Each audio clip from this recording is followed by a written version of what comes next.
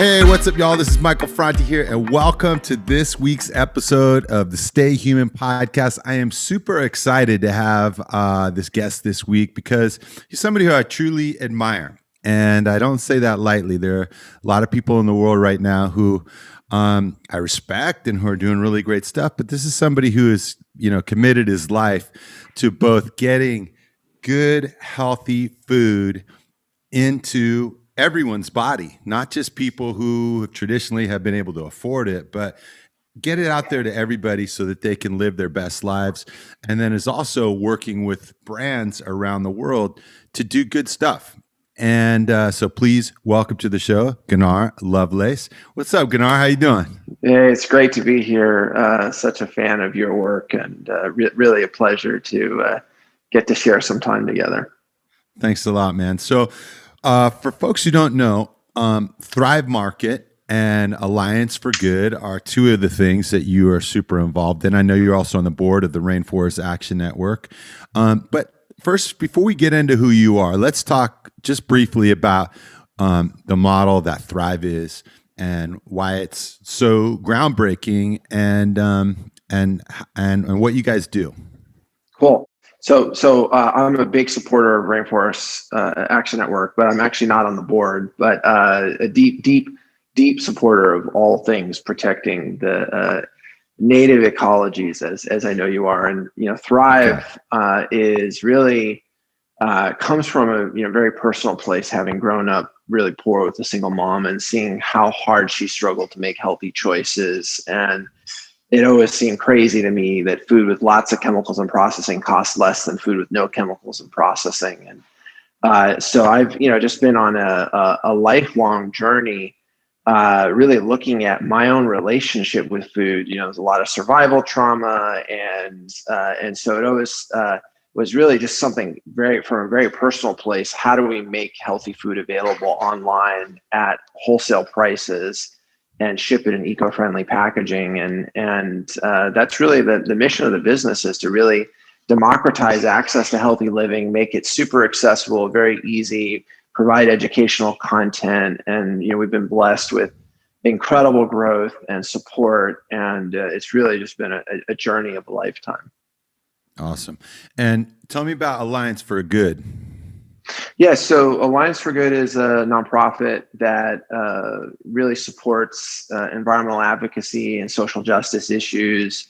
And it's just something that I have, like you, have committed my life to being part of those ideas. And so, just really, I think, this is such an amazing time for our species and really for all life on the planet. And I think, we clearly are at a tipping point. And if we don't figure out how to live our lives more collaboratively with mutually aligned self-interest for all living things on the planet, I think it's going to be very, very hard for our children and their children. And so really at that level, I think just like the work that you do is we really are the generation that will determine who lives and who dies in the 21st century. And if we don't get our act together, I think we just face fundamental challenges that will be hard to recover. Obviously, our relationship with food and just even the way we vote with our money, with our purchases, is so fundamental to either a really negative dystopian future or a really positive, bright future that we can consciously create together. Yeah. I want to pick back up on that later. But before we do, I want to talk about you. You describe yourself as growing up in a single mom household, really struggling to make ends meet, and tough to make those. You saw your mom every day trying to make those best food decisions, but on a really, limited income. And I want to just hear more about that. What's your first memory of growing up? Were your parents separated, or how did it be that your mom became a single mom? Yeah, so really intense kind of political activists on both sides of my my mom and my father. My mom she's Argentinian, so she used to get blindfolded and go to guerrilla meetings during the dictatorship, and a lot of her friends were killed in college. And she had to bribe her brother out of jail before he was executed, and they fled the country for 20 years. And same with my father.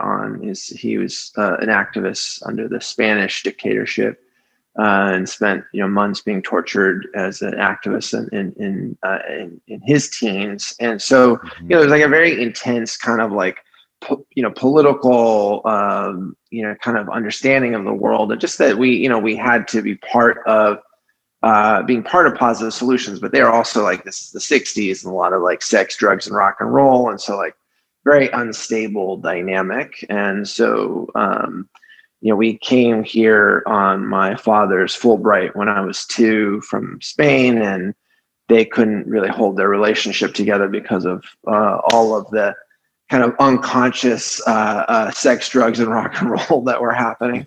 And so it was a really challenging time for my mother and I as we stayed here in the U.S. We were undocumented for 8 years, and just how old were you when you came to the States? Two. I was 2 years old. Okay. So, and then they separated when I was 6, and then we had another 8 years of being undocumented. And it wasn't until my mother remarried that we finally got on kind of started to get on a more solid footing. And there were just like months where we would live off of rice, and it was like, there's nothing wrong with that, but it was just super humble. And I just remember as a child, I mean, I think we all come into this world with a different deck of cards. I just came in pretty serious. I was a pretty serious little kid, and I was always, even like as a 7-year-old, I was like concerned about war and debt, and where we were going to get food. And so it just we for whatever reason, that was the deck of cards that I inherited. And so I've always been kind of pretty tuned to food, because it's so like Maslow's law of hierarchies. If you don't have your basic needs met, and it's hard to do anything else. It's hard to do anything else. So I was just very, very focused, and then by extension, money has always been really fascinating to me, because I think it's such a kind of fundamental operating system that we relate to each other on. And so I've been fascinated by, our, as a species, our relationship with food and our relationship with money. And so just really been still very much a student of those things. And I think that they sit at the intersection of so many of the challenges and opportunities that we face. Yeah. So when your dad left, or however it ended up that they were separated, were you aware of that at that time, or were you just kind of so young that you weren't quite sure what was going on yet? Oh no, it was devastating. I mean, I think it was obviously really hard for them and for him too. I think probably the greatest shame of his life was leaving, and he didn't say goodbye, because I think it was so painful for him, and just left one night, suitcases like packing up and then gone. So I had many years of grief processing that one, and we all have as a child or as an adult or both. Both. Yeah. I mean, he and I were able to really build a deep, loving relationship in my 20s. But from 6 to like 20, I would see him once every year to 3 years for 2 weeks at a time. And it was like a very complicated relationship. And so I was like, I was really like, when you lose that kind of masculine fatherly pillar in your life, you look for that in other places. And that created a lot of vulnerability for a young boy whose mom was, trying to just scramble and work all the time. And, there was, an older boy who moved into our house, and, there was sexual abuse that happened that was very intense. And so that was like the dark side of that. And then the positive of that is that I've really built a lot of really beautiful relationships with men that have been fathers and mentors and brothers. It's just we're all just such incredible sensitive creatures. Yeah. Yeah. It's really, it's amazing to hear your story and then to see where you are and what the work you're doing. And I want to know how the way that you grew up informs what you do today, but I kind of want to hear a little bit more just as you left or went through high school and then came out into your early, years as an adult. What kinds of things were going on in your life, or what were you interested in? What kind of work were you doing? Yeah, I mean, I think so. When my mother remarried, my stepfather, who has been a beautiful force in my life, he actually started an intentional community in Ojai, California, and we moved to this community. Very kind of just very simple practice of eating healthy and living healthy on the land. So very, very humble, very sweet. Kind of like that. And I think the only reason that project has still continued throughout the years is really, he just ran it in as clean as one can run it, given the complexities of lots of people living together. But so we ran a food co-op and had a school. And so we were still run a food co-op. So, Thrive actually came right from the food co-op, from like an old school hippie commune.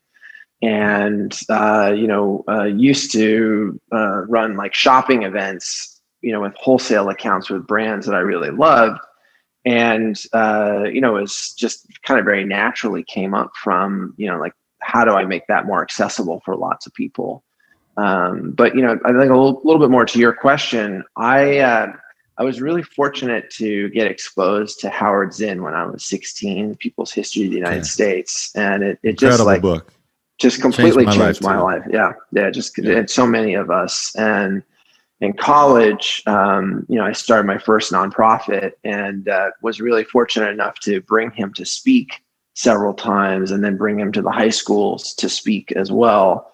And just such a beautiful, humble man. And, he's just, directly touched the lives of millions of people, and indirectly, so many more whose, worldview. And I think as and the listeners know, history is written by those who win, and so often doesn't tell the real stories of what happened. And we live on stolen land, and just the constructs of kind of modern economic underpinnings and architecture are, they're fundamentally built on very exploitative structures. And so I think that was just, I was always like wrestling with that. And in college, I think I probably went through a very kind of standard arc, where I thought, business was bad and money was evil and like corporations were like a very like black and white viewpoint of the world, which, is very understandable. And I think that viewpoint is still incredibly pervasive, and very understandably so if we look at kind of the problems that we face as a species. Or, so much of it is, at direct consequence of the ways that we make money or the ways that money is made. But, coming out of college, I started my first software company teaching children how to read through interactive cartoons, and was really fortunate enough to be able to sell it at the end of the .com boom. And, that just kind of gave me my first kind of like shot into the world in a different way.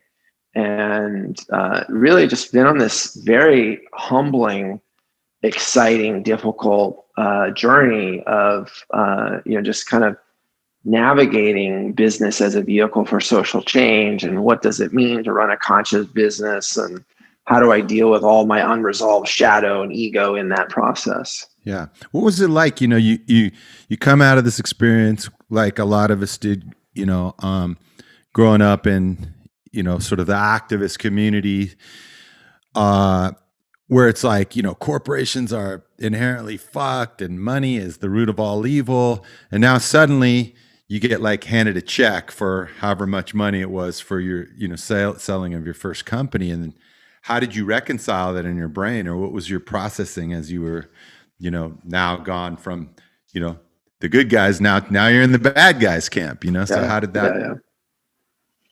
Yeah, it's interesting. Is a great question. I've always been very connected to, like, I love water and love surfing and rivers and hot springs. And so there's a place in Ojai where, there's beautiful river and hot springs. And so I went there immediately after we actually sold the company. And I just realized as I was there, kind of connecting to, the higher powers, whatever, God consciousness, mother, whatever the words are that we use. I realized my life wasn't going to change, and I was going to continue doing the things that I cared about, even as I wasn't scrambling for survival in the same way.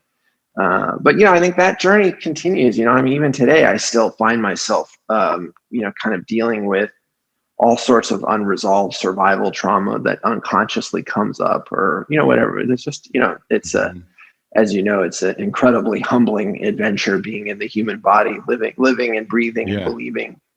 Yeah, it's something that I've been looking at for years, and I did this. It was an abundance workshop one weekend with Matthew and Tierce's Engelhardt. Yeah, of course. Yeah. And it was all about our relationship with money and the stories that we tell ourselves about money and the ways that we grow up and our connection to it. And, similar to you, I grew up in a house. My mom was a school teacher, and my dad was a university professor, but we had 5 kids, and there was, there just wasn't a lot to go around at the end of each month. And, we all wore hand-me-down jeans, and we all fought over the last piece of chicken. And there's like, that kind of a house. And so I also grew up with that thing of like, money is bad and people who have a lot of money are fucked up. Yeah. And time after time, like it kept proving, I kept seeing examples of it being true. And then I started getting older and seeing examples of people who were doing really good stuff, who are using money as a tool for change and for positivity and for good. And I started saying, well, maybe it's not just that all corporations are bad. Maybe it's that there's a way that we can refine the model so that the DNA of companies has good built into it. And I really see you as such a great leader in that way. The way that Thrive is set up is really unique, and I'd love it if you could describe it for people and why you created the model the way you have. I appreciate that. I mean, I think so many ways to respond to everything you just shared, but I think so. The model of Thrive is it's a membership model, and you pay $60 a year to get access to organic groceries at wholesale prices, and it's the first time in history that you can get organic groceries at the same price as conventional equivalents, shipped to your home in eco-friendly packaging. And that, it's done, for every paid membership, we give a membership away to a low-income family. And that was something that was really important to me. If you couldn't afford the membership, then we wanted to make sure you still had access. So we, really built a very vibrant giving program that, we've been able to raise millions of dollars from our members who donate at checkout to fund additional grocery stipends to the low-income families that we're giving away free membership to. And as being an entrepreneur, you're an entrepreneur in so many fronts. It's just a hard road, right? And it's just filled with all sorts of like precarious moments where you have to reach deep into your soul to like craft the fortitude that it requires to keep going step by step. And there was a moment, maybe the second year in, when we launched and our giving program started, where we got a testimonial from a single mom who was dumpster diving for food for her son. And I wept. I read it. And I was like, I saw myself there. I used to dumpster dive for food when I was poor in college. And, it's those kinds of little moments where something starts to work, and then you see the kind of positive impact that it has on the world. And even though it was so small at that time, I just, it gave me a lot of fuel and fortitude to push through all of the other dangerous moments and hard moments that, we still, we're still like in the world of a startup. We're still very early in that process. Mm-hmm. Mm. Yeah. Tell me about the way that technology works in what you do. Right now we're in a time where technology, man, it's not always on the side of good, or the effects that it has are not always positive, but then there are some really positive effects and some really positive applications. And so tell me about technology, the way that Thrive uses it, and just in general, what are your thoughts on technology as a tool for good? Yeah, so I think, like you said, technology, a car, a computer, a gun, like these are all things that really are neutral by themselves. And, the effect that they have on the world is, directly correlated to the motivation of the person that is wielding that power. And I think money is the same way, right? Money is really, it's neither good or bad. It's just a medium of exchange, and the quality of impact that money has in the world is directly correlated to the motivation of the person or the organization that is patterning that money. And so, what is scary about technology is the ways that it has created hyperpolarization and us versus them and fragmentation and Big Brother and the government listening to everything we do, and all of the modes of censorship or expression. There's so many different aspects to all of that, and what's positive about it is, it's this very expressed form of human creativity that really is still at its very kind of nascent stage. We started fire for the first time as a species, and the kind of capability to start fire and grow our own food kind of gave our species this incredible kind of geometric rise in the population over the last 10,000 years that has really given birth to all of the arts and creativity and expression, like all of the things that so many things that we come to love and appreciate come from technological advances, kind of providing an opportunity for us to not be quite up against our survival quite the same way. And I think for us as at Thrive, one of the ways that we get to use technology that's interesting is the kind of, if you kind of go back 20 years ago, and then even further back, the kind of media economy was controlled by 5 companies, right? And you had all these intermediaries, and you couldn't provide a service to somebody unless you paid those people a fee, or you went through them and they had to approve what your message was. And one of the advantages, obviously, about the internet is that you can share an idea, and if the idea has resonance, for good or for bad, it's going to take off. And it doesn't. The same intermediaries and big publishing companies, so to some degree, yes, to some degree, no. But basically, if you have an idea that touches people's hearts, you can take off in the internet. And I think that's kind of part of this whole direct-to-consumer wave, which is you have an idea, you create a positive supply chain that solves a problem for people, you put it on the internet, you ship directly to people, and it allows you to share something unique with the world that is different. And I think for us, there's a lot of challenges with that. Like, we still deal with a lot of like packaging challenges. We were the first e-commerce company to go zero waste from distribution center to landfill, and 100% post-consumer recycled packaging. And just how do we do that in a way that is aligned with our values? And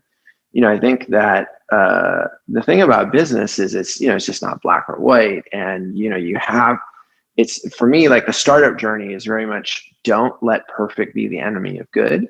So you have a really powerful like North Star about where you want to go. You really stay true to that vision, but also recognize that the path to that vision is very windy and has many sequential incremental steps. And so, like when we first started, we couldn't afford eco-friendly packaging. We were self-funding the business. It's more expensive. And then, in the course of getting success, we were able to become the first e-commerce company to go zero waste from distribution center to landfill. And just work on it day by day, just tweak it a little bit and get there. Yeah. Let's talk about wellness a little bit. During COVID, I think everybody has thought about wellness differently than they maybe did it before. I'm 54 years old, and that theoretically puts me in a high risk group for COVID. And I remember when the pandemic first started, I was thinking, man, wellness for me used to be like eat an organic salad a couple times a week, go to a yoga class every now and then, and I'm well. But then when it kicked in, it was like, if I don't really take care of my immune system, I could fucking die, and so wellness became something more in terms of like just protecting my own life, like being alive. But then as I spent more and more time in isolation with my family, I started to realize that it was also about what I was thinking and feeling about the world. And as I was taking in all this media and social media and the thoughts that were going through my head, I started feeling sick, like unwell in my mind, about the state of the world. And then my relationship with my wife, it's like suddenly we're spending more time together than ever. And I'm missing people that I normally would get to spend time with. And we had to really lock in on our relationship more and do a lot of processing in that regard to feel this sense of wellness. And wellness for me became so much more 360 degrees. It wasn't just what I ate or when I exercised. It was also about the media I was consuming. It was about my relationships. It was about my physical health and immunity. But in general, just about, am I feeling happy or am I feeling shitty on a daily basis? How has the pandemic been for you in regard to wellness, and then also how does that play into your to Thrive and what you guys are bringing to the world now as a company that's committed to wellness? Yeah, I mean, so much that one could say about all of that. It's great to, I mean, the relationship work that you obviously have continued to have to do, with your primary partner. It's just that you're just locked in. It's a just, and then not being able to get your needs met with other places, like, be able to interact with a certain kind of friend that gives this particular flavor. It's just it's been such a dynamic time for people. And I think that also people will feel very alone and kind of depressed, and there's just a lot of sadness that people feel, or anger as a result of all of it. So it's really, I think for me personally, so I suffered with intense hypochondria through my life. So I've, always been convinced that I'm dying of some form of cancer or heart disease. It sounds crazy to say it, but it's just, literally, probably the single greatest source of suffering in my life has come from, wild, thought forms, constantly happening. And, so a thing like COVID is particularly interesting. I'm that guy too. I get like a little bump on my leg, and I'm up at 4 a.m. Googling it. Do I have? Which is the worst. That's the worst cancer, thing. It's like the worst thing to do, because of course every little bump on your leg on Google says it's cancer, and that you should go to DEFCON 5. Rapid intervention, fast. Exactly. So that's been really interesting. And, I think my first response was, try to control and create a lot of control mechanisms that would make me and my family safe. And, and obviously all of the kind of immune booster stuff that, you can do. I've obviously been, very active, and, there seems to be a very strong correlation. I mean, I just read, and I don't know, I didn't fully look at it, but it seems like, 80% of COVID deaths, they've detected significant vitamin D deficiency as an example. Mm-hmm. So, Yeah. so just like actually pretty basic stuff. You either get a lot of sun, take vitamin D, take zinc, take a lot of probiotics, which is like 80% of your immune function is regulated out of your digestive tract, and then take some vitamin C and like quercetin and like things like that have been shown to like help really strengthen the immune system, and then kind of combat the cytokine inflammation that comes with COVID if you get it. But it's crazy. It's crazy to me. I just want to just point this out for 1 second. It's crazy to me that whenever we watch the news, it's just about like wear a mask and stay indoors. Yeah. But no one talks about what we eat. No one talks about vitamin D. No one talks about being in the sun. No one talks about boosting your immune system. Yeah. No one. It's just crazy to me that how derailed the conversation has become because of the politics, when it should really be focused on how do we protect our own health. But sorry to interrupt.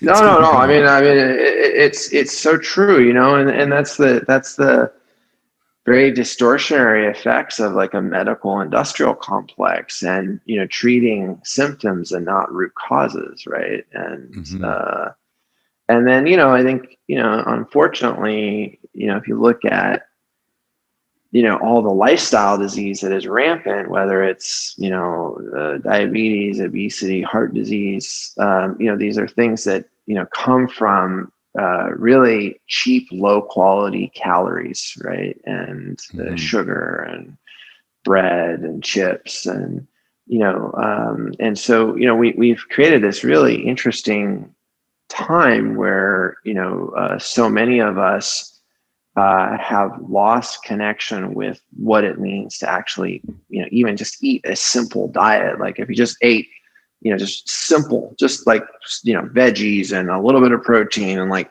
just like a simple diet, like it would just be a radical reduction of lifestyle disease in the country. Like nothing esoteric, just like simple, like just things with 5 ingredients, and just eating less in general. Like, we would save our economy hundreds of billions of dollars a year if we were able to do that. And so I think, and then this whole other dimension of like, what is psychological wellness, and how do we take care of ourselves? And the thing is, we all have to answer that question for ourselves. And I think COVID has exacerbated, and I think, hopefully in the end, provides kind of a backdrop for us to clarify why we're all here. Like, what is it that we're doing with our lives? Like, is it just to go have a job and make money and pay the mortgage, or is there, something else going on? And what are we going to do about the fact that every major ecosystem is on the verge of collapse or collapsing, and that so many of us can't afford the most basic, healthy food, or their rent, or there's just so many structural challenges that I think that hopefully, like every really intense trauma, experience provides an opportunity for us to break through. And, my hope is that, we don't kind of go into the negative version of like trench, getting really contracted, and instead can kind of really embrace the lessons of that over the coming years, and really evolve as a species. Gunnar, I got one final question for you, which is the name of the podcast is the Stay Human podcast. What does it mean to you to be human, and how do you stay that way? Yeah, so I feel very much like a student of that, and you just think about the word human being, right? So being a human.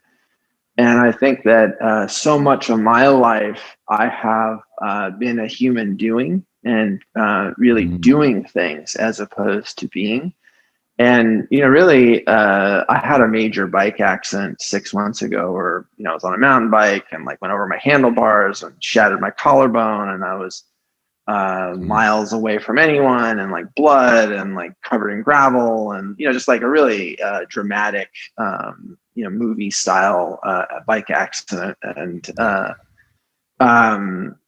it was a blessing in the end, and it really forced me to reimagine my life. And I'm very much in that process right now. Forced me to look at all of the ways that I override what I know to be true, because I've been acting like a human doing, just pushing all the time, as opposed to listening and waiting and intuiting and watching and observing. So I when I hear that, I hear it as an invitation to really practice being human, which is, you think about the real, what does it mean? Well, it means that we get to enjoy the gloriousness of life, and it's incredible. We're such amazing instruments of consciousness, that we get to have all these vast experiences and sensuality in our tastes, and just the whole journey of the human arc, and how creative and powerful we are when our hearts and our minds are aligned. And so it really is a great privilege and honor to be a human with you on this planet. Right on. Thank you, Gunnar. How can folks find out about Thrive and Alliance for Good? Anything else that you're working on that you think people would be better off to know about? Tell us about it. Yeah, I mean, the thrivemarket.com is a great place, and for me, I just want people to get healthy food. So I actually don't, obviously if we can help them do that, we would love to be part of that. But more importantly, I just really want people to get access to healthy food, and for it to be affordable. And so, yeah, that's pretty simple. And, actually, I really think the key there is actually just less food, less ingredients, less complexity, just like less simplify. packaging. Yeah, just less, and we'll feel better. We'll have more energy. We'll spend less money later in life dealing with disease, and that's it. Man, it's super inspiring talking to you, and I can't wait to see what are all the other things that you come up with, because I know this isn't the first thing you've done, and I know you've got a lifetime ahead of you, but really what you're doing right now is something that the world really needs, and especially with all the health concerns that we see today, there's nothing that's more important than making sure that people have access to that internal medicine of food and good vibes. And so thanks for joining us on the Stay Human podcast today.